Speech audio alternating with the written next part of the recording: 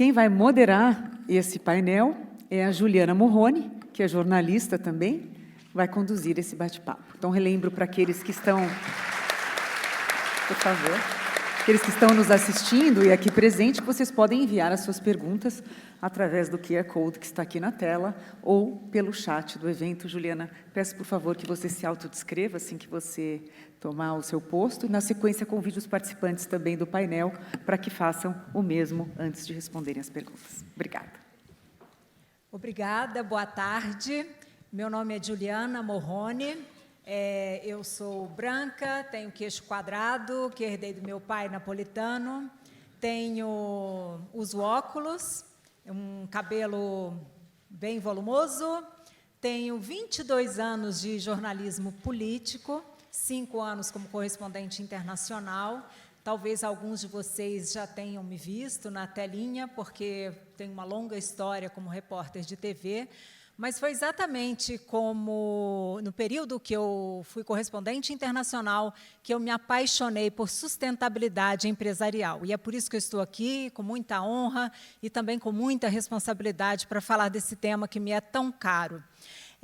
Eu comecei a abrir os olhos para a sustentabilidade empresarial lá no Brooklyn, quando eu fiz parte de uma cooperativa, um supermercado de orgânicos, que era suco de economia circular.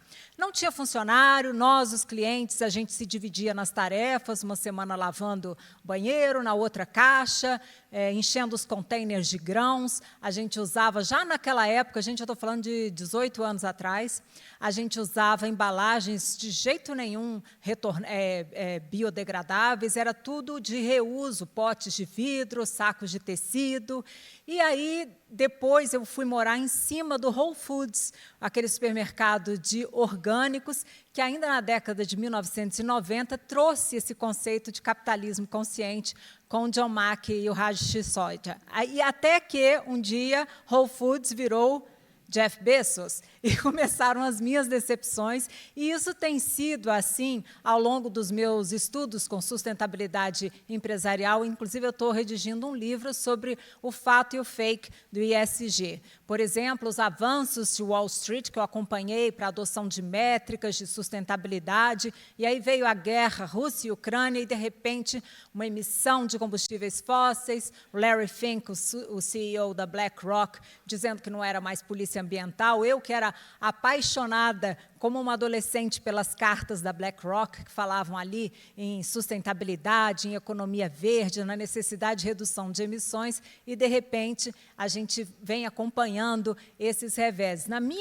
Nesses meus estudos, inclusive, sempre tem uma coisa meio sincrônica, sabe? Eu me emociono, me encanto por algo no ESG, e em seguida vem uma decepção.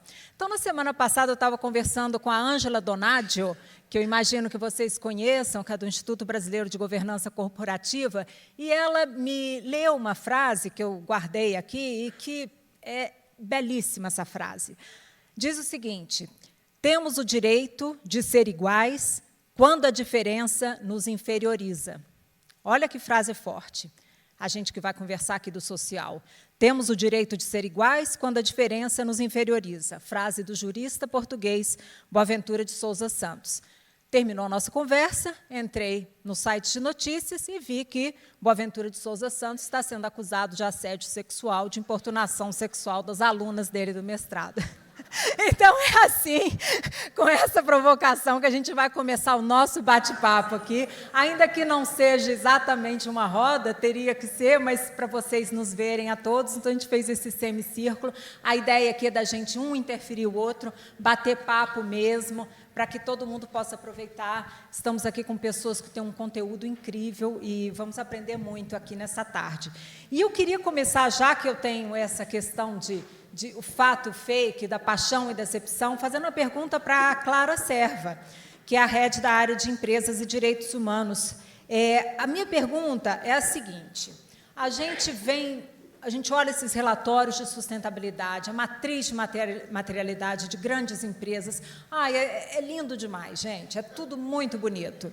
E principalmente em relação ao social, que se fala tanto em diversidade, em inclusão, e aí a gente sai da matriz de materialidade, vai olhar os sites de notícia, escândalo atrás de escândalo, uma coisa chocante como essas denúncias que estão sendo banalizadas de trabalho análogo à escravidão. Então, minha pergunta é exatamente essa: como as empresas podem se prevenir e agir de forma proativa para garantir que isso não ocorra na cadeia de fornecimento, que foi exatamente o que ocorreu lá no Sul, né? Obrigada pela pergunta. Boa tarde a todas, todos, todes. Sou a Clara, sou sócia do Tazini, sou uma mulher branca, de cabelos escuros, curtos no meu ombro. Estou de camiseta preta, com uma saia branca, um salto preto também. Eu tenho um símbolo de Libras, então não sei se o intérprete gostaria de usar, mas esse símbolo bem simples. E é um prazer estar com vocês. Obrigada pelo convite. Quando a gente fala sobre o olhar para a cadeia de fornecimento, é muito comum que as empresas se debrucem sobre isso olhando o cumprimento de lei, né? E olhando, por exemplo, a criação dessas... quando você olha para o contrato, tem lá uma cláusula dizendo: eu não tenho trabalho escravo, eu não tenho trabalho infantil, eu não tenho... enfim, as práticas que violam direitos humanos como um todo. Mas o que fazer, de que forma fazer para ir além, para realmente adotar medidas que vão prevenir violações em toda a cadeia produtiva? Quando a gente olha para empresas transnacionais, elas estão ocupando, enfim, continentes, países, regiões com realidades muito diferentes. E acho que o primeiro ponto que... eu falo muito alto, então que bom que diminuíram o microfone. Mas já dá para ouvir lá no fundo, sem microfone mesmo, né? Também sou dessas. Mas acho que o primeiro ponto é adotar uma estratégia de priorização. Ninguém fecha o olho, abre e, de repente, está conhecendo sua cadeia produtiva inteira e conseguindo adequar a cadeia produtiva inteira para não ter nenhuma violação. Então, a primeira pergunta é: quais será que são os meus fornecedores de maior risco? Quais será que são os meus fornecedores que eu tenho maior ingerência? Vamos pensar, enfim, aqui o MASP. Será que eles têm ingerência na produção desse copo de vidro que está aqui do nosso lado? Eu chutaria que não. Será que eles têm ingerência na tela que está aqui exibindo para a gente? Diria também que não. Mas talvez eles tenham ingerência em alguns fornecedores que dependem mais deles e conseguem a gente influenciar de uma forma positiva a adoção de um olhar de direitos humanos. Será que eu tenho fornecedores que estão em cidades ou regiões ou países que são mais expostos a violações a direitos humanos? Então, a estratégia de priorização é muito importante. E faz com que a gente saia desse plano das ideias e vá realmente adotar medidas concretas. Porque se eu sei que, numa determinada cidade, tem maior índice de exploração sexual infantil, eu vou olhar para a minha cadeia de fornecimento lá para realmente olhar para essa agenda, que talvez em outras regiões eu não vá olhar com tanta cautela. Ou talvez a minha empresa não vai ter um impacto tão grande. Então, acho que estratégia de priorização é um ponto importante. E o segundo é que a gente saia das declarações, assim, que a gente saia do contrato que só tem uma cláusula declaratória. E as empresas adotem uma postura proativa de como eu posso ajudar esses meus fornecedores a implementarem parâmetros de direitos humanos. Será que eu dou um treinamento? Isso vai bastar? Para ninguém poder dizer que não entendeu? Por exemplo, se eu fizer um questionário para os meus fornecedores e alguém me disser que não tem racismo na sua instituição, provavelmente não entendeu como... Bom, aqui no Brasil, pelo menos, não entendeu como o racismo funciona. Então, é importante a gente conseguir saber entender a nossa cadeia de fornecimento e, ao mesmo tempo, adotar medidas que realmente vão conseguir transformando a cadeia produtiva com uma implementação gradual e focada numa estratégia de priorização, para que, então, um dia a gente chegue, como foi apresentado pela perspectiva do Yunus, num mundo em que a gente vai falar: não tem mais pobreza, não tem mais violação, não tem mais trabalho escravo, não tem mais trabalho infantil. Mas, realmente, isso tem que ser a passos, digamos, pragmáticos, que vão gerando esse olhar de conhecer a sua cadeia e conseguir ter uma ingerência positiva. Alguém quer complementar, já que a gente começou com esse tema e tratou dessa questão desses escândalos? Algum de vocês gostaria de complementar? Estão tímidos. Então, vou fazer uma outra pergunta para a Viveca, que é presidente da GE. Oi? Posso comentar, então? Por favor. E boa tarde, é uma alegria estar aqui. Amigos, amigas incríveis. E obrigado pelo convite. Assim, né, já foi dito, a Clara comentou, mas cada vez mais forte a necessidade de fazer uma due diligence efetiva, né? Ou seja, fazer uma devida diligência né, para que a gente consiga buscar. É claro que, assim, muitas vezes isso aí acontece no terceiro, quarto elo da cadeia, mas é necessário, a gente sabe, né, mesmo quando se trata de primeiro, segundo, né, elo da cadeia, que aí cabe sim a devida diligência, maneira bastante direta e efetiva, e treinamento, né, para todo mundo. Então, e acho que nisso a gente ainda está engatinhando, né? Tanto que a gente continua vendo tudo isso acontecer. Então, minha curiosidade, vou fazer uma pergunta aqui para a Viveca, que é presidente da GE do Brasil, e já peço para o Celso Ataíde também entrar nessa nossa conversa, porque, Viveca, você entrou no elevador privativo da diretoria.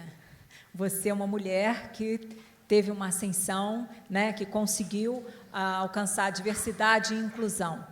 E a minha pergunta é se a gente aqui no Brasil está conseguindo, de fato, isso, ou se é uma exceção, que é de levar diversidade, sim, diversidade, gênero, raça, enfim, mas com inclusão, para que as pessoas consigam subir nas suas carreiras, nas empresas. Obrigada pela pergunta. Boa tarde a todas, a todos e a todes. Então, eu vou me descrever primeiro. Eu sou finlandesa, e eu acho que isso é importante mencionar, porque acho que tem muito a ver com o que eu vou falar. Então, eu sou branca, de olhos azuis, cabelos loiros, médios. Estou vestindo uma blusa verde, né? Justo para poder honrar a parte de sustentabilidade, a parte olhando para a terra, calça preta, sapatos pretos. Então, é um prazer estar aqui hoje com todos vocês, né, nessa discussão que eu acho tão importante e que eu carrego comigo desde que eu sou criança, né? Então, a Finlândia, só para fazer um pequeno comentário antes de entrar na parte de inclusão, toda a parte de sustentabilidade, meio ambiente, eu fui criada assim. Então, por isso que eu acho que no painel anterior, ter isso desde criança é muito importante. Eu lembro que meus pais sempre reciclavam tudo, se preocupavam com o meio ambiente, a diversidade não era um problema, você não tinha uma barreira dizendo que você não pode isso, você não pode aquilo. Então, eu fui criada, tive muita sorte de ser criada nesse ambiente. Então, eu não coloquei barreiras na minha cabeça que eu não posso seguir uma certa carreira. E eu acho que isso teve uma influência muito grande para mim. Então, às vezes, eu não percebia que era a única mulher numa sala de reuniões, eu não pensava que aquele cargo que eu queria seguir não poderia ser feito. E quando eu entrei na GE, há 25 anos atrás, eu percebi que o mundo era bem diferente do que eu conhecia. E foi nesse momento que eu acho que eu comecei a me envolver muito com as questões de diversidade, programas de diversidade. E aí pensar em como que a gente consegue acelerar esse desafio, isso faz 25 anos atrás. E se olhar hoje, fazer um fast forward para hoje, eu acho que ainda tem muito a ser feito. A GE trabalha com programas de diversidade desde 97 para mulheres. E, mesmo assim, hoje a gente tem 27% de mulheres, porque a gente é numa indústria muito masculina. 7% em liderança. Então, a realidade, assim, a gente precisa continuar falando sobre isso, a gente precisa continuar trabalhando em programas que são importantes em todas as idades possíveis. A gente tem programas para G-Girls, que são meninas de 14 anos, para poder ajudar elas a olharem para as carreiras de STEM. A gente tem programas para estagiários. A gente fez o primeiro programa afirmativo de estagiário junto com a Beta, para poder trazer mais diversidade desde a época de estagiários. É um começo, a gente está engatinhando ainda. A gente tem programas para nível de média gerência, para ajudar essas mulheres a crescerem. Mas eu acho que tem muito a ser feito ainda. E acho que unindo esforços com todo mundo, com as outras empresas, acho que a gente já conseguia acelerar isso. E aí eu espero que, no futuro, a gente não precise mais estar falando das mesmas questões que hoje. Celso, o que você acha disso? A gente tocou nesse ponto aqui, que se tem no Brasil. A Viveca trouxe uma empresa que está tão avançada e, mesmo assim, tem 7% de líderes mulheres. Sim. E 30% de funcionários mulheres. Isso com todos os investimentos da empresa, né? Então, a minha pergunta é, como é que você vê, num contexto geral, a diversidade e inclusão, para que pessoas não somente sejam aceitas, ainda que diferentes, ou que não iguais, ou que não um padrão, e se elas têm a possibilidade de crescimento. Bom, boa tarde. Eu sou preto, tenho 1,80 m, estou com tênis preto, uma calça que eu acho que é preta, talvez azul, um casaco preto, um blazer, né? Uma camisa que eu não sei a cor, talvez seja caque. Tenho cabelos carapinhos e olhos pretos.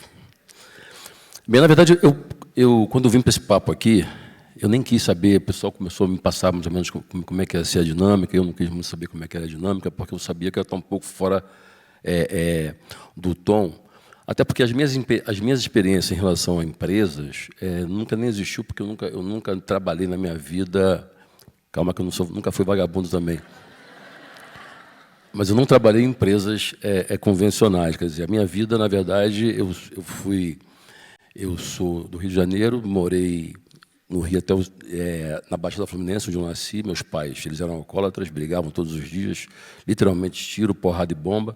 Quando eu fiz 6 anos de idade, eles se separaram, minha mãe não tinha para onde ir, por ser alcoólatra, foi morar na rua, eu fui para a rua com ela e com meu irmão. Eu tinha 6 anos, meu irmão tinha 7, ele foi assassinado, e a gente seguiu.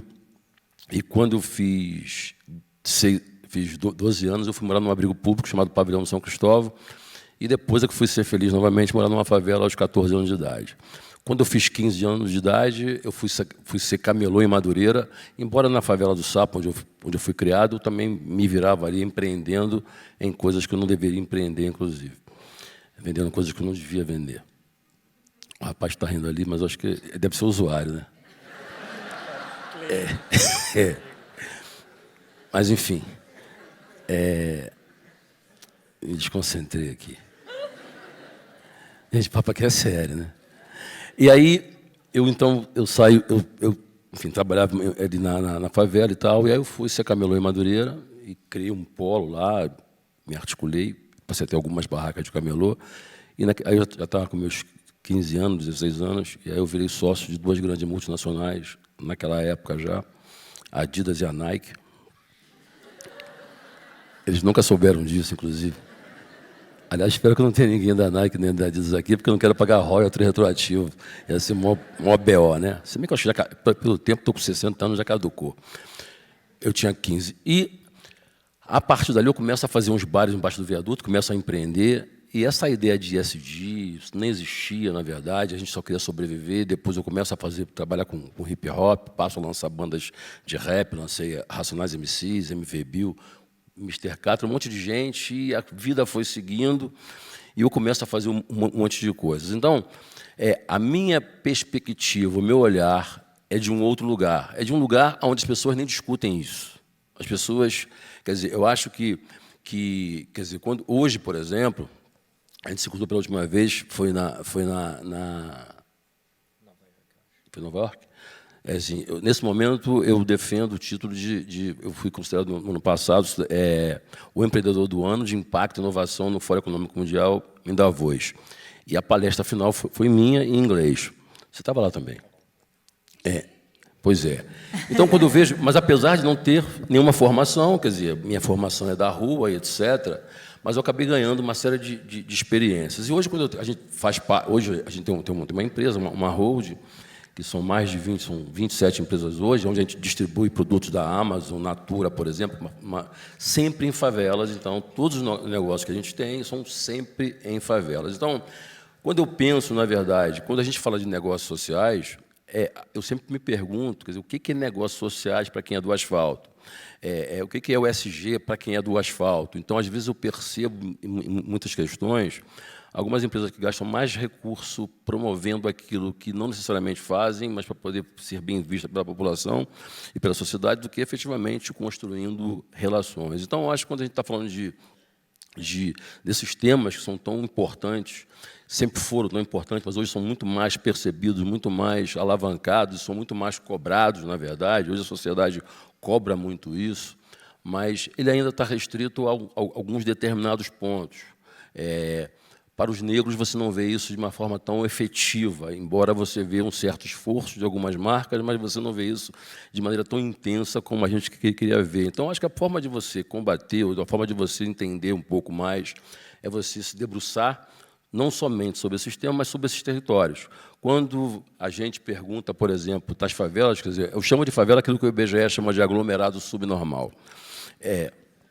E aí a gente está falando de uma população de 18 milhões de pessoas. E se você pegasse as favelas brasileiras e transformasse num estado brasileiro, seria o terceiro maior estado economicamente e em população. E se você perguntar para qualquer empresa se elas gostariam de fazer um plano de expansão para uma cidade de 100 mil habitantes, ela gostaria de fazer, ou para o Paraguai, ela gostaria de fazer, mas, na verdade, ela não consegue explorar ainda por não ter uma relação concreta com esses territórios. Então, e essas populações, elas consomem 212 bilhões por ano.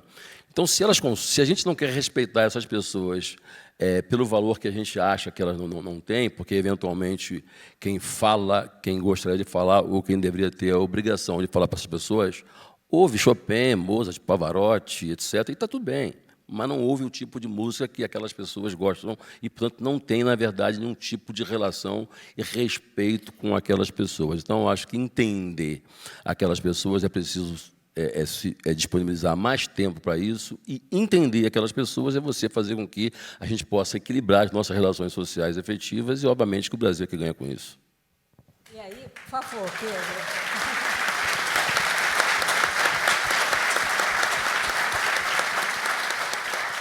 Soma quer complementar aqui, quer participar do papo, vamos lá. Perfeito. Bom, boa tarde a todos, eu sou o Pedro, eu sou CEO do Beta, eu sou um homem branco de mais ou menos 1,80 m, vestido todo de azul, camisa azul, calça azul e tênis branco, porque como todo bom startupeiro, eu não posso usar sapato, se eu boto sapato não funciona, e também estou de barba. Pegando carona rapidamente na fala da Viveka e também do nosso amigo Celso aqui, o Beta nasceu de uma dor que eu acho que ilustra um pouco isso. A gente tentou entender um pouco mais profundamente isso. Basicamente, a gente via a Companhia de Talentos, que é da onde a gente saiu, realizar uma série de processos seletivos por ano. A maior parte desses processos para grandes empresas, como Nestlé, como Procter, como uma série de outras, que, obviamente, ou por acaso do próprio processo, selecionavam as pessoas que vinham geralmente de faculdades de ponta, que fatalmente vinham de classes sociais mais elevadas, majoritariamente brancas, e a gente percebendo que isso acontecia, ou seja, de 100 mil inscritos, 50 eram aprovados, 99.950 ficavam de fora, a gente começou a se debruçar sobre por que essas pessoas não são aprovadas. Obviamente, quando a gente fala de 100 mil pessoas, esse número não é exagero, o Beta hoje tem na base 1 milhão de jovens, a gente fica absolutamente chocado com a gente descartar ou não aproveitar 1 milhão de jovens, ou seja, 1 milhão de pessoas que ainda têm total condição de contribuir com o desenvolvimento econômico, com a geração de renda e, por meio disso, também gerar renda para si próprio, reduzir desigualdade. Então, o que a gente tem feito hoje no Beta, e eu acho que tem sido um exemplo muito legal, o case que a gente tem com a GE, mas a gente tem isso com outros lugares, é percebendo onde estão as deficiências desses jovens, onde eles não conseguem superar uma pessoa que teve uma história de vida diferente e, ao mesmo tempo, qualificando eles ao longo do processo, né? Uma das questões que a gente está discutindo aqui hoje, quando a gente fala de ESG, é exatamente sobre isso. A gente está falando sobre responsabilização, né? A gente está falando sobre assumir a responsabilidade por uma série de questões que, talvez, há 20 anos atrás, a gente falasse que era o governo, falasse que não cabia a nós, empresas. E dentro do Beta, o que a gente tem feito é dado às empresas oportunidades de qualificar as pessoas que estão lá dentro, né? É lugar comum falar que a tecnologia, que a inovação vai tirar o emprego de muita gente. A tecnologia e a inovação sempre fez isso, né? A gente viu uma série de pessoas que acendiam as lamparinas a óleo no século XIX, no século XVIII, XIX, serem desempregadas pela eletricidade. Não é novo desemprego por tecnologia.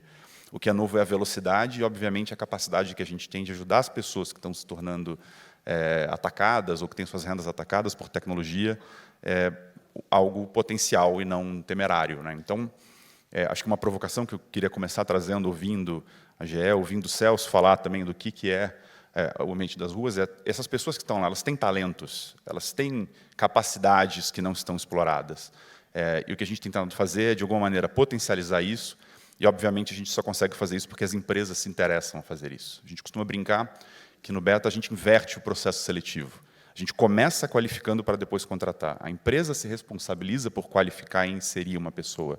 Não esperar o famoso estagiário sênior, né? Eu quero um estagiário que tenha 5 anos de experiência, que entenda de Excel avançado, Power BI, code em 3 linguagens e também consiga fazer café. Então, esse estagiário não existe, a gente tem que desenvolver essa pessoa e, obviamente, a partir do momento que a gente assimila essa responsabilidade, a gente consegue fazer muito mais do que só desenvolver um bom funcionário, mas certamente um bom cidadão. Acha, Viviane? Não, eu queria muito complementar. Claro.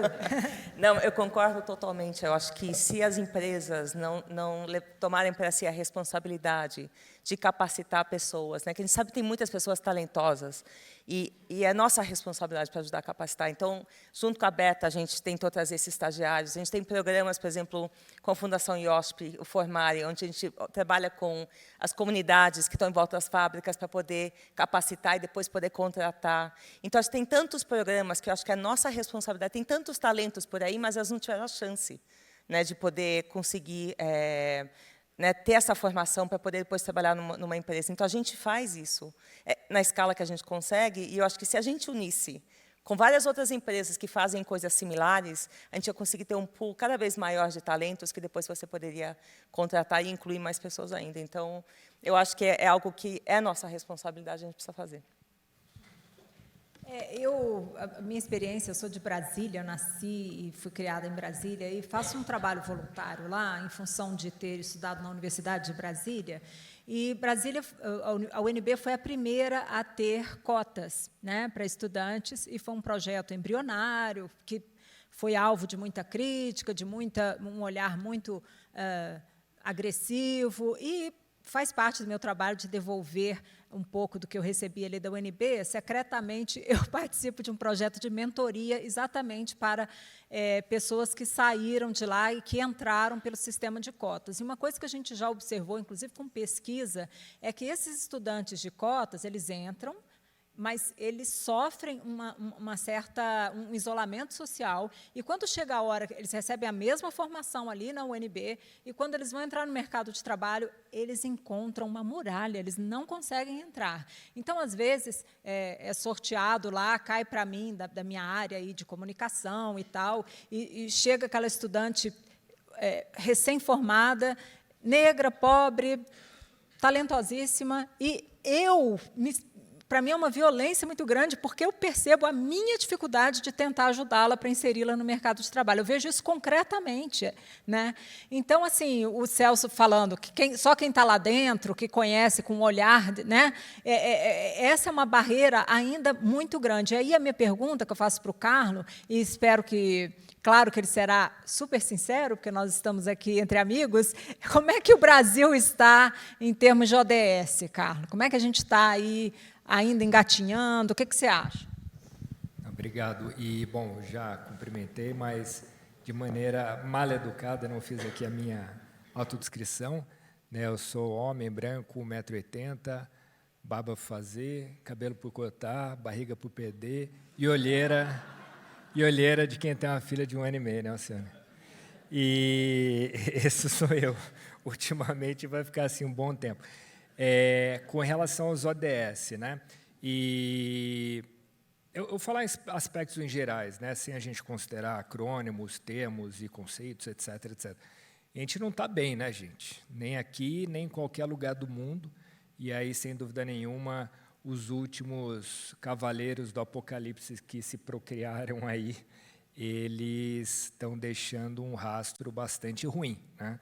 Então, qualquer lugar do mundo, e no Brasil, como você mesma trouxe, né, a gente tem piorado em qualquer indicador que a gente olha, né, gente? E assim, isso é uma coisa. Outra coisa também que, quando a gente olha para frente, dá desespero, quando a gente olha para trás, dá um certo alento, né? Porque, de fato, uma coisa que eu costumo sempre dizer também para a gente ter uma coisa um pouco positiva, que a gente, como humanidade, a gente nunca teve tão bem como está agora, né?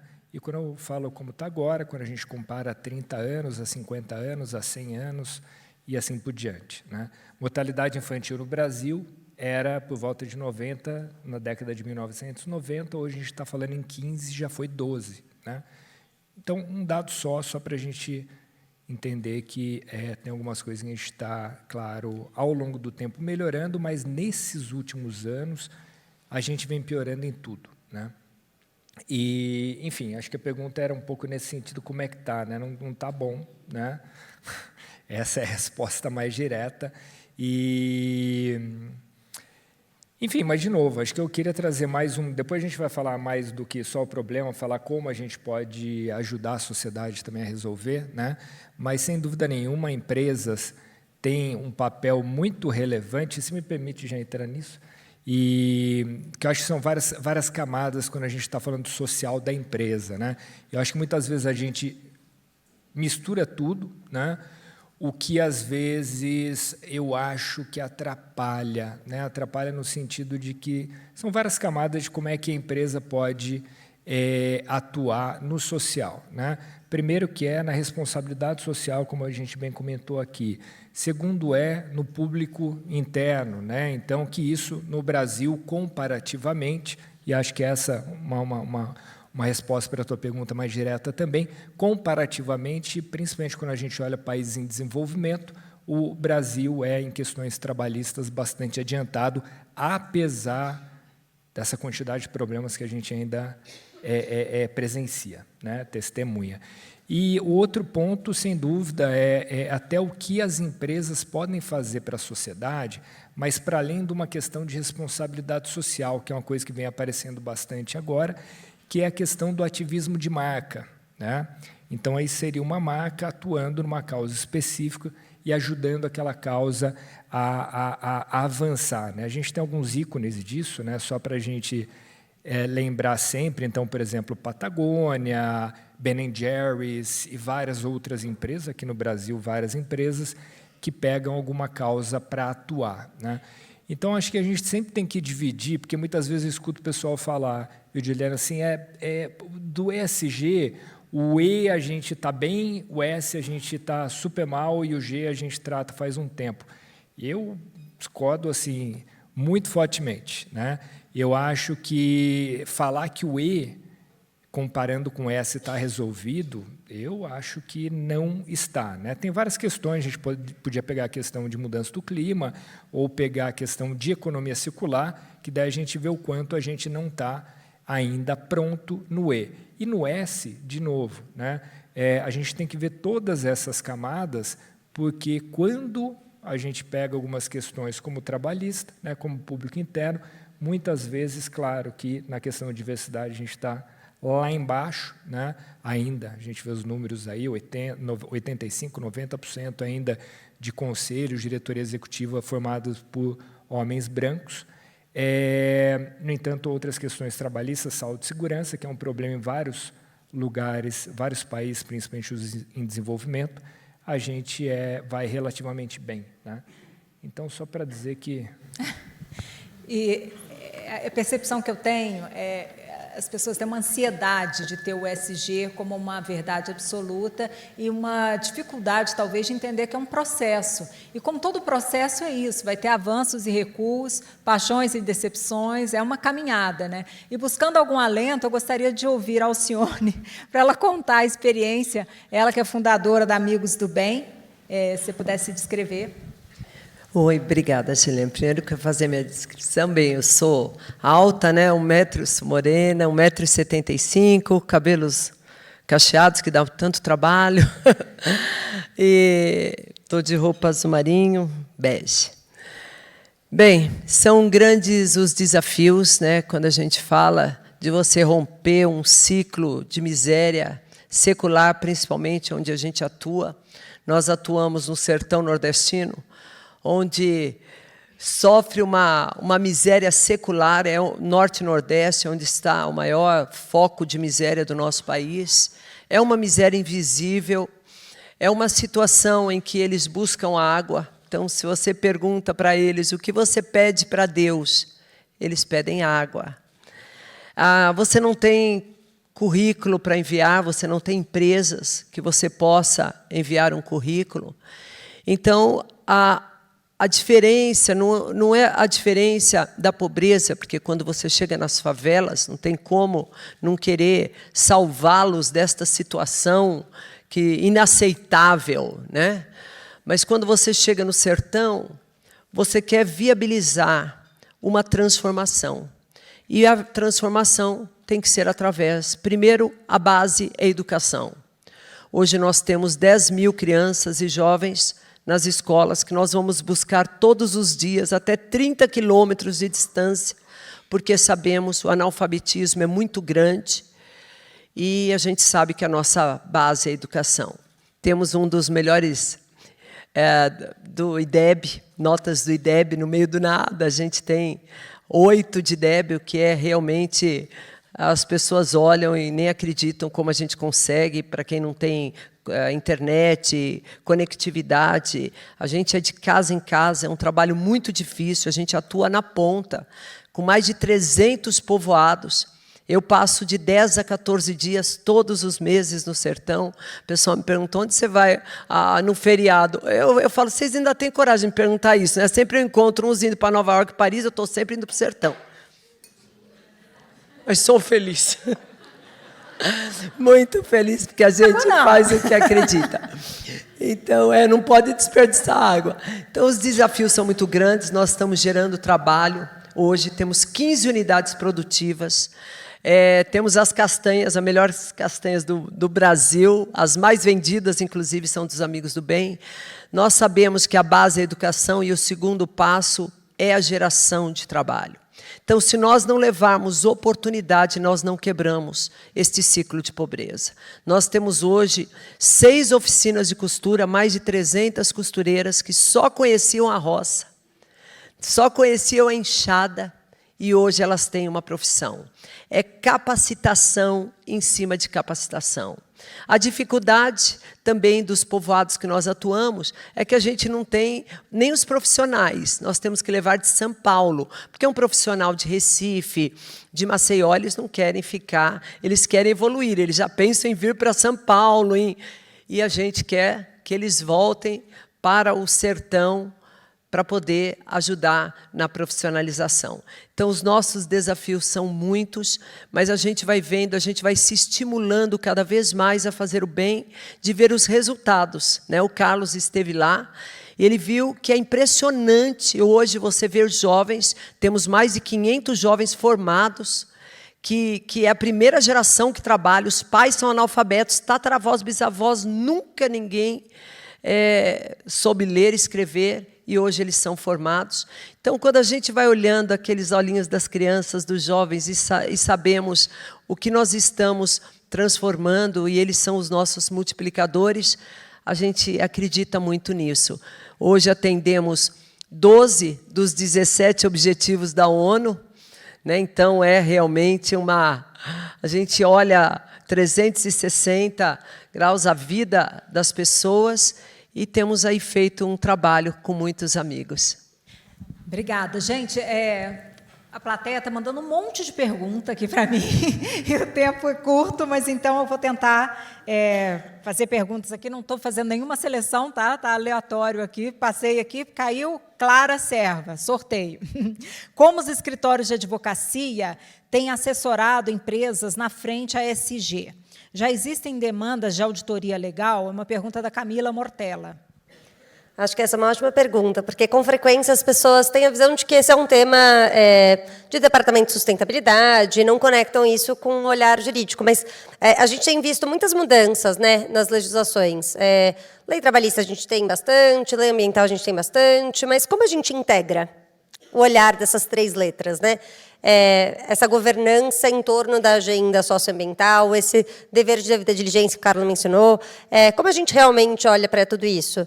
E a gente precisa de um olhar jurídico para saber onde está o nosso piso protetivo. O que é o mínimo que eu tenho que fazer? Porque só a partir disso, quando a gente está nesse piso, a gente está falando sobre conduta empresarial responsável. A gente não está nem falando sobre a agenda ESG propriamente. O que está acima desse piso é o que está efetivamente gerando impacto socioambiental. E acho que a partir disso, uma parceria com os escritórios para entender esse piso, mas também para entender como criar com segurança esse plus. E acho que um ponto que me pega muito também na sua fala sobre o Amigos do Bem é a importância da gente sempre pensar em o que a gente está nutrindo com cada documento, com cada passo. A gente estava num projeto, como exemplo, que era no Pará, com pequenos produtores em vulnerabilidade, e a outra parte manda para a gente um contrato que mal a gente entendia enquanto escritório de advocacia, quem dirá o pequeno produtor que ia assinar o documento. E daí a gente olha para o contrato e fala, isso daqui não dá. E ficamos 5 dias de trabalho só para transformar o documento em acessível. Só para transformar aquela língua do juridiquês, que nós, advogados, estamos acostumados a usar, e que só nós, para entender, e olhe lá, para deixar de uma forma que um pequeno produtor vai falar, opa, entendi, então é isso que eu tenho que fazer? Se eu não fizer dessa forma, é isso que vai acontecer? E como que a gente faz isso? Só tendo diversidade e inclusão. Então, quando o Celso traz o depoimento dele, da trajetória dele, eu vejo muito nos serviços que a gente faz. Minha equipe é composta majoritariamente por pessoas negras, majoritariamente por pessoas LGBT, tem pessoas com deficiência, enfim. E eu acho que é isso que faz com que a gente possa olhar para um documento e falar, opa, minha avó não entenderia isso. Minha mãe não vai entender isso. Pensando vulnerabilidades, pensando marcadores. Será que a gente está fazendo um produto com acessibilidade? Então, eu acho que é esse o olhar da parceria que tem que ter entre um serviço jurídico estratégico e também os clientes conseguirem dar chega para lá no advogado. Porque, por exemplo, a gente tem uma parceria, a gente faz sempre uma checagem antes de criar parcerias pro bono. Só pegando um exemplo. Então, a gente olha as ONGs antes de criar uma parceria. E a gente tem uma ONG que trabalha com grupos em extrema vulnerabilidade. E é muito legal, porque a governança deles é gerida toda por pessoas que vieram desses marcadores. E tinha lá uma pessoa que tinha lá condenação por furto, por exemplo. E daí me chega um parecer falando, olha, não sei se a gente deve seguir com a parceria. Eu falei, opa, é isso que me mostra que a gente deve seguir com a parceria. Essa é uma organização criada e gerida por pessoas que vivenciaram esses marcadores sociais e conseguiram sair desses marcadores. Então, acho que é esse olhar integrado dentro da perspectiva jurídica, mas também da vida pragmática, né, da vida prática. Complemento rápido, talvez só sobre esse ponto. Eu sei que é sobre a pergunta sobre escritórios jurídicos, mas acho que tem uma experiência que a gente vive em alguns processos seletivos que é muito legal. É quando algumas empresas querem cumprir só o jurídico, né, como se o jurídico fosse um checklist de coisas que têm que ser feitas, e não algo que tem um racional por trás, que tem uma lógica por trás e que demanda uma compreensão de como fazer isso. Então, quando a gente fala, não, a gente vai fazer um processo inclusivo. Tá, mas você está pronto para fazer um processo inclusivo? Os seus documentos são acessíveis para quem tem uma formação diferente, quem tem uma história diferente? Então, eu acho que uma das contribuições mais importantes de quando a gente fala jurídico, nesse aspecto também, é o jurídico ir além da lei. Né, assim, o jurídico tem uma conotação social, tem uma conotação de inclusão e de orientação que ela é absolutamente importante em processos que são, às vezes, muito jurídicos, muito legais, como processos seletivos, com regras muito rígidas. Né? A questão de estágio, por exemplo, exige que exista uma faculdade a uma determinada quilometragem de onde a pessoa vai estagiar. A gente tem pessoas querendo contratar estagiários, onde a faculdade mais próxima está a 300 quilômetros. Então, ele diz, não, mas a lei é ruim. Não, a lei está querendo garantir que você tenha um candidato ou um estagiário que vá à faculdade, que não vá abandonar a faculdade para trabalhar, que vai poder priorizar a formação dele. Obviamente, você tem que ser responsável por isso. Então, novamente, a gente volta para a responsabilização. A lei não é só um checklist. Eu acho que ela tem uma capacidade de transformação muito grande também. Uma pergunta aqui que eu achei bem interessante e que é para todos, fiquem à vontade aí, é o seguinte, implantar conceito ESG em grandes empresas, grandes instituições, está fácil, ou seja, não está fácil, mas tem um grau elevado de execução, mas é bem possível. Mas pense em implantar ESG em comunidades de baixa renda, estabelecimentos pequenos. Vocês veem possibilidade disso aqui no Brasil?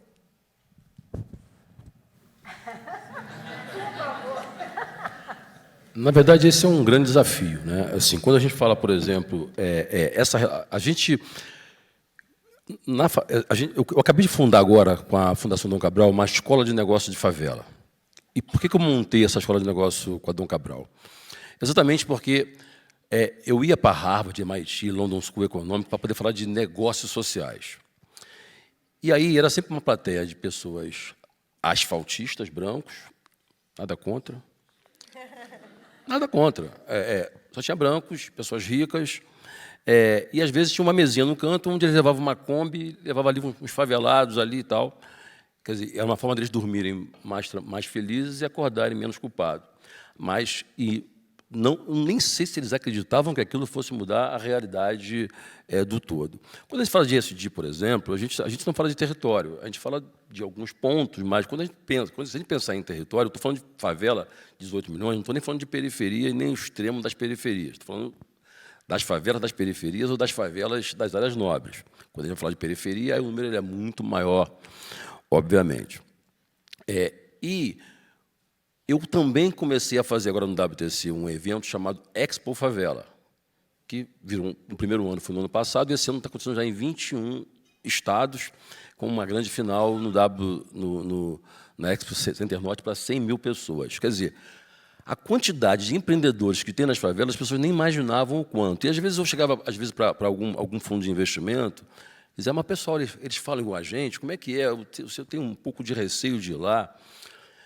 Então, como eles não eram tão generosos em levar a favela para aqueles ambientes, então eu resolvi fazer um evento no WTC, onde eles pudessem ir, e a gente produz o evento inteiro de ponta a ponta, e os protagonistas são os empreendedores de favelas e as startups de favela do país inteiro. Porque, até então, é sempre eles, os asfaltistas como os cientistas, a favela como um grande laboratório, e a gente como os camundongos. Eles sempre falando de nós, olha como é que eles são legais. Quer dizer, aí quando o Celso Ataíde fala, preciso ver minha mãe, eles dizem, olha, eles são inteligentes, eles também amam. É tão baixa a expectativa daquilo que a gente pode produzir, que qualquer coisa que parte da nossa mente ou da nossa fala é muito genial. E aí eu começo, então, a pensar, como é que a gente traz para a favela os códigos que o asfalto usa. Então, a gente não fala, eu sou empreendedor. Lá eu me viro, faço meu corre, dou os meus pulos. Na favela, os empreendedores não falam stakehold, network, match. Match na favela é outra coisa. Então, assim, de verdade, pô. Então, assim, como é que eu vou entender o que esses malucos estão falando, essas malucas estão falando, se eu não tenho bolsa de estudo na ESPN? Eu não sei o que eles estão falando, não vou saber nunca. Então, fica uma boa vontade muito grande em relação a nós, algumas informações ou forma de nos tratar de uma forma muito respeitosa, muito carinhosa, mas na prática, a gente está apartado e vai continuar apartado. Esse é o mundo real. E a gente não faz parte, na verdade, disso. Então, a gente sabe que a gente faz parte de estratos sociais diferentes, ok. A gente vive num país onde um país foi fundado dentro de um modelo escravocrata, onde a gente sabe que a gente era escravo, virava comida de jacaré apenas porque a gente não conseguia carregar uma pedra para poder construir uma igreja, e a gente não era católico apostólico romano. A gente simplesmente era morto porque estava com uma Bíblia na mão, era uma prova de que a gente sabia ler, isso era um perigo para a sociedade. Até pouco tempo atrás, capoeira, até 1945, a capoeira era proibida por lei, porque não podia ter 3 pretos juntos. A gente tinha que fazer nossas religiões de matriz africana escondido no mato. Quem é ateu e viu milagres como eu. Então a gente tinha que ir para a tenda dos milagres, a gente tinha que fazer nossa macumba escondida, até que aquilo vai virando um grande barracão, e depois vem o samba, barracão de escola de samba. E aí isso vira um negócio. Aí os homens do asfalto veem que aquilo ali dá uma puta de uma grana, leva para o samba, etc., para os grandes centros, e agora a gente então passa a ter um espaço. E aí, na medida que vem o recurso, vem esse tal network, também a gente entrega aquilo para eles, e o único espaço que os pretos passam a ter na escola de samba é empurrar carro alegórico, e o primeiro ato é trocar o nome de barracão para ateliê. Então, assim, a gente vai perdendo tudo.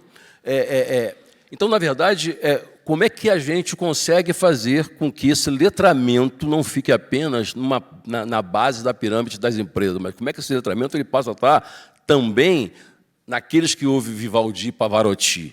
Então, é importante que isso esteja dentro, esse letramento tem que estar no cerne, tem que estar no cérebro das empresas para que a gente possa efetivamente estar imbuído, porque, do contrário, se a gente, e aí, em relação aos pretos, nós estamos falando de 1,7 trilhão. Os pretos no país, eles consomem, portanto, produzem 40% da economia. Quer dizer, será que ninguém consegue ver isso? E quando as marcas querem fazer uma campanha para os pretos, escolhem um preto que tem muitos seguidores nas redes sociais.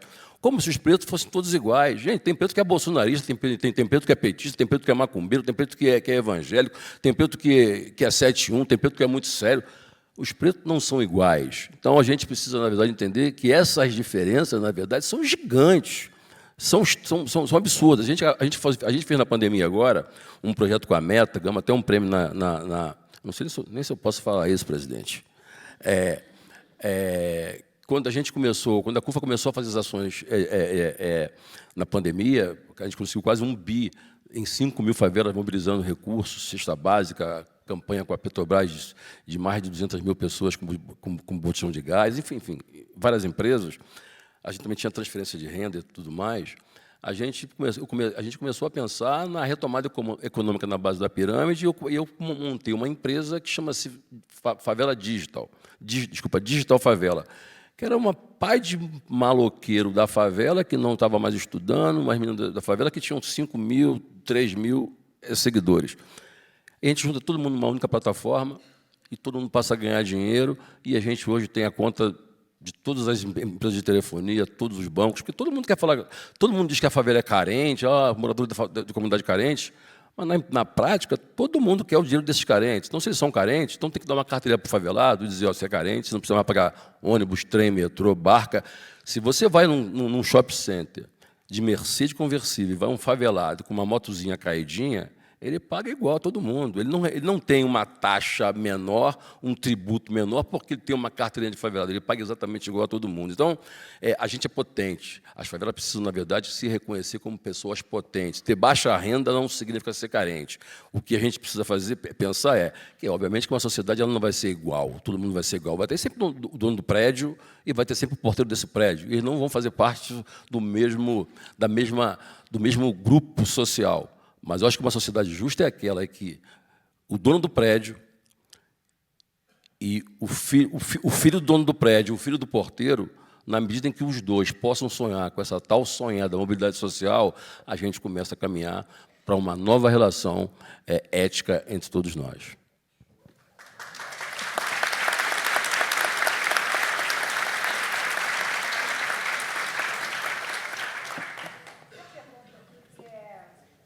Do Carlos Gestas, que é uma pergunta de milhões, que eu acho que quem estuda governança e quem estuda sustentabilidade empresarial sempre esbarra nessa pergunta, e ele me sugeriu que fizesse para a Viveca, que fala, a pergunta é a seguinte: na relação com parceiros e fornecedores, como valorizar o ESG no processo de suprimentos, que sempre teve foco na redução de custos, muitas vezes negligenciando os riscos na cadeia de fornecimento. Quer dizer, quando vai para a cadeia de fornecimento, e aí como é que monitorar, como é que acompanhar para que o ESG esteja presente em todos os stakeholders?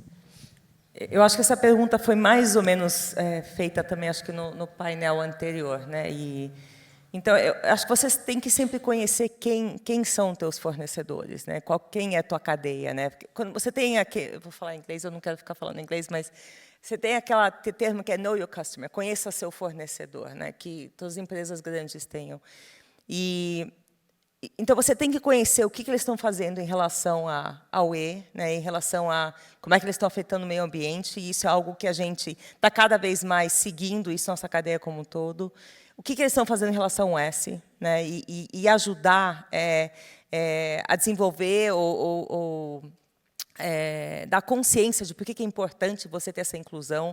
E tem grandes empresas que já estão fazendo isso de uma forma, auditando seus fornecedores, perguntando quais são as metas em relação à diversidade, em relação à inclusão.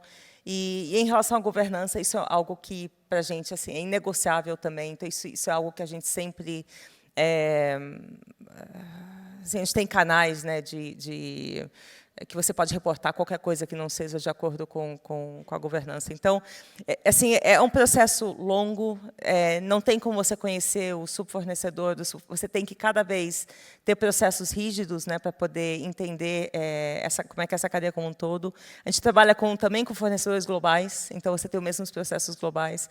Então, no caso da GE, pelo menos é bastante complexo, que você tem fornecedores locais, globais, mas eu acho que estar próximo, conhecer bem, auditar sempre que possível, educar, né? Sempre ter essa ajudar a influenciar, eu acho que é o caminho que você tem que fazer. É uma coisa constante. E E eu aproveito esse caso que a gente acabou de acompanhar das vinícolas, né, que foi exatamente isso. As vinícolas disseram, olha, a gente contava com cooperativas, a gente não sabia direito o que estava acontecendo ali, aí as cooperativas, por sua vez, disseram, puxa, a gente queria contratar mão de obra local, mas a mão de obra local não quer trabalhar aqui, aí começou aquele show de bizarrices, né? Então contratamos os baianos, não sei o quê, com preconceito, racismo e tudo aí, e aí a gente viu que se perdeu totalmente o ESG, ainda que lá no relatóriozinho lindo da empresa se falasse em diversidade e inclusão. E aí a minha pergunta para vocês é como evitar isso, que se escape, né, pelas mãos aí, pela lei, que se permita essa série de desculpas também em cadeia para se livrar do compromisso com a diversidade, com a inclusão e com respeito, né, e direitos humanos. Posso fazer um comentário rápido? Acho que um ponto seria a adoção a escolha para cada tipo de fornecedor ou para cada tipo de dimensão da atividade de um filtro positivo, a depender. Então, eu vou priorizar quem compartilha dos meus valores, da minha visão, enquanto empresa, ou um filtro negativo, eu não vou contratar quem não comunga ou quem violou já direitos humanos antes no passado, mas também sempre uma postura proativa. O que eu consigo fazer para gerar essa conscientização, essa sensibilização?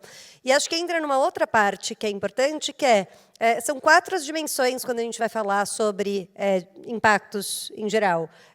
Como o Carlos já mencionou, comunidade, cadeia de fornecimento, público interno, atividade fim e, claro, uma quinta que permeia a relação com os investidores. Mas que a gente pode, no final das contas, utilizar uma postura que é de monitoramento, análise, conhecimento do seu impacto, prevenção e mitigação dos impactos negativos, foco na geração de impacto positivo e, ao mesmo tempo, tratamento adequado em caso de violação. Então, o que eu vou fazer se eu perceber que teve uma violação? Eu digo para todo mundo, não foi não tenho nada a ver com isso, gente. Ou eu digo, opa, o que eu vou fazer para prevenir? Aqui está o que eu já fazia antes, eu estou adotando a medida XYZ para melhorar. Então, realmente, tem um olhar que é de avanço e não de, digamos, tentar lavar as mãos ou tentar se proteger de uma responsabilidade pontual, né? Então, um olhar integral. Infelizmente, estou sendo chamada aqui a respeitar o tempo, e então a gente já está encerrando a nossa Roda Viva. Eu gostaria de pedir a cada um de vocês que fizesse aí um fechamento, a gente tem 1 minuto para cada um, com uma breve consideração sobre...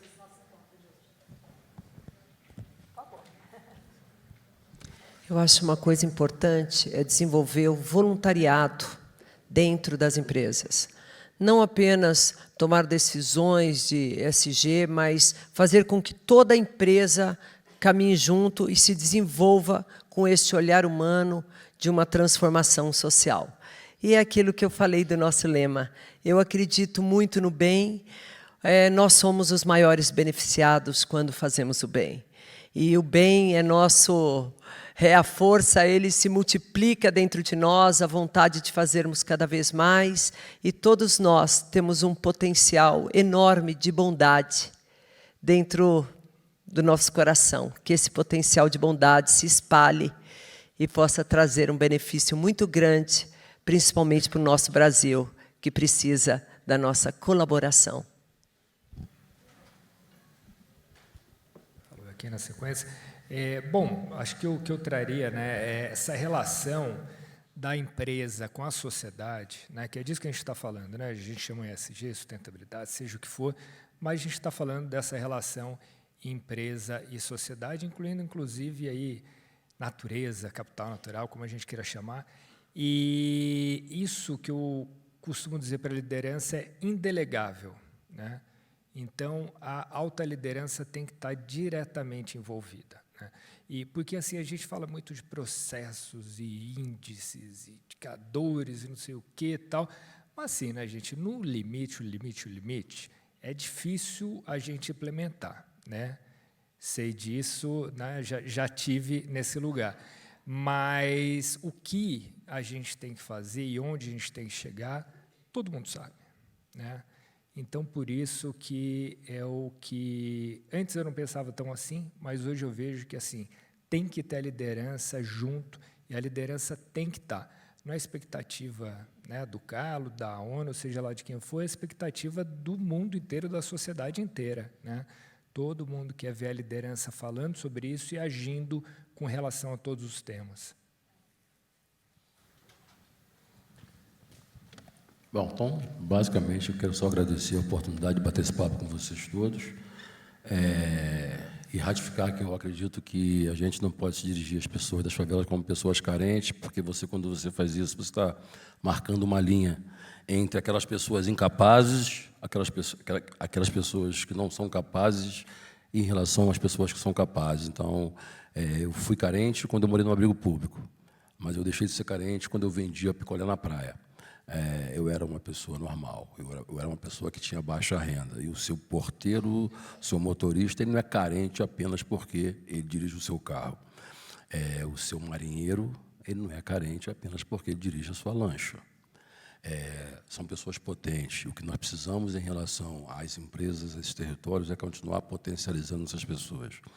E essas pessoas, além de tudo isso, apesar de ter baixa renda, elas produzem.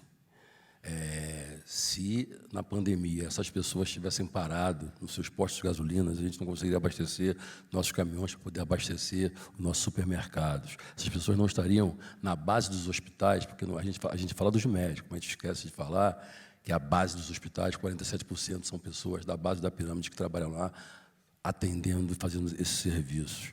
O país também teria parado. Ou a gente divide com as favelas e com as periferias toda a riqueza que eles geram, ou a gente vai continuar sendo obrigados a dividir as consequências da miséria que a elite gerou até aqui. Obrigado.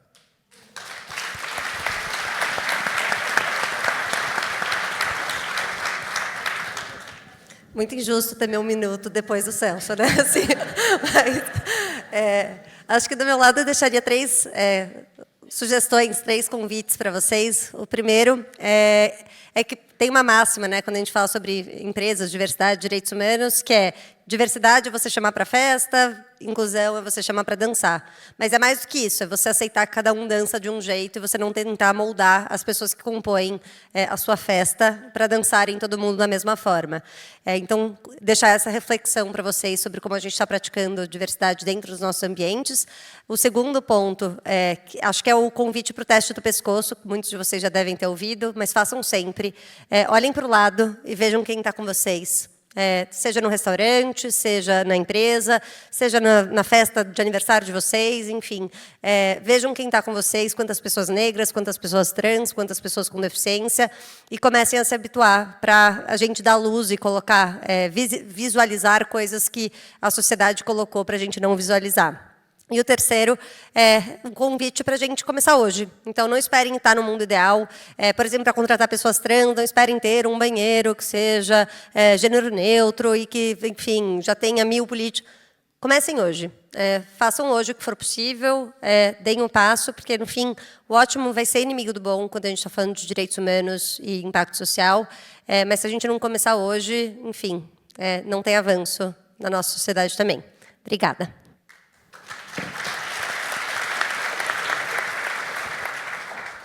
Do meu lado, também agradecer a oportunidade de falar, principalmente para um fórum de líderes, né? A gente viu uma pesquisa que está falando de CEOs, de vice-presidentes, de conselheiros, então eu vou aqui deixar claro que eu tenho a expectativa que quem está assistindo tem poder de decisão, exatamente para reforçar a máxima do que a gente falou até agora hoje, que é responsabilidade, né? A gente está fazendo um fórum para falar de ESG é se responsabilizar.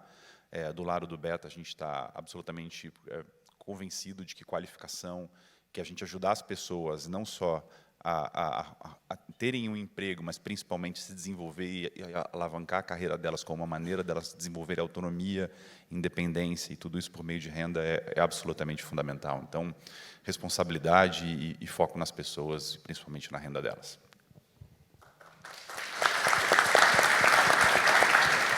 Bom, depois de todo mundo aqui é difícil, mas eu diria que, assim, o que muito já foi falado é que cada um acho que tem o poder de poder ajudar e poder contribuir e poder criar uma ação que vai ter um impacto muito grande. Então, eu acho que cada um de nós, como pessoa física, acho que a gente já pode fazer muita coisa, mas acho que como as empresas também, acho que a gente tem um dever também de poder ajudar em várias áreas. Então, capacitação, a gente falou muito sobre isso, acho que isso é muito poderoso na educação, na capacitação. Eu acho que todos nós podemos fazer algo em relação a isso. E se unir para aprender um com o outro, para a gente poder acelerar essa viagem, porque eu acho que é uma jornada, mas está indo devagar, né? Então, como é que a gente consegue acelerar isso? Acho que a segunda parte tem a ver com, talvez, com assistência, né? Pessoas, né, que passaram muita fome, né, durante a pandemia. Teve, no nosso caso, né, Petrópolis é uma cidade muito importante para a GE, porque é onde tem uma grande sede, com 2.000 pessoas, teve uma enchente horrível, né? Então, acho que é a nossa obrigação de ajudar tudo que a cidade, as pessoas fizeram para a gente, como é que a gente apoia. Então, acho que cada um pode ajudar do seu jeito. Agora teve, né, no litoral também, então acho que as pessoas se unem para poder ajudar. E a terceira, acho que é a comunicação, né? Ter fóruns como esse, todos, né, poder dividir, né, essa mesma mensagem, poder manter isso vivo, para que as pessoas realmente sempre coloquem isso como prioridade. Então, eu diria que são essas 3 coisas que eu acho que são muito importantes aqui. E para fechar, eu queria dizer que eu abri essa nossa conversa hoje falando dos meus encantamentos e desapontamentos, e hoje eu estou saindo daqui inspirada. Vocês realmente me deixaram motivada, abriram os olhos para coisas que eu persigo e que eu acredito e que quero cada vez mais acreditar. O Pedro falou aqui em ESG, responsabilidade, e também ética em todos os níveis, né, do menor ao maior. Então, eu agradeço mesmo a participação de vocês e me deixaram confiante e otimista na minha jornada pessoal também. Obrigada, gente.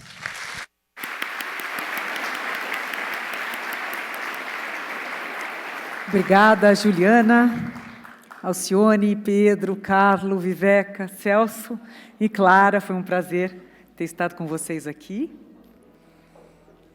Vou aguardar vocês descerem a desafiadora escada. Obrigada.